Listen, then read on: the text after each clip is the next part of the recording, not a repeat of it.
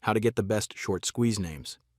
A short squeeze happens when traders who are short are forced to buy back shares as the stock price rallies.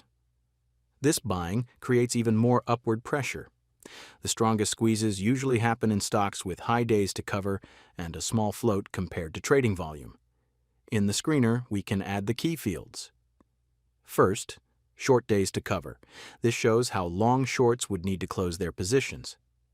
Next, free float percent. The smaller the float, the bigger the squeeze.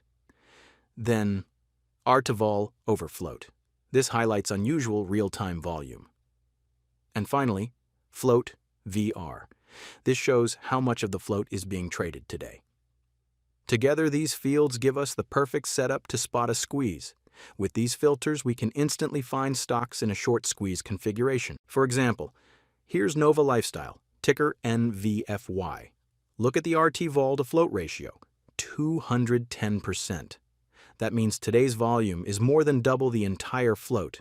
This extreme activity often points to strong momentum and can lead to a real short squeeze. By combining high days to cover, low float, and elevated volume, this filter helps identify stocks with genuine short squeeze potential.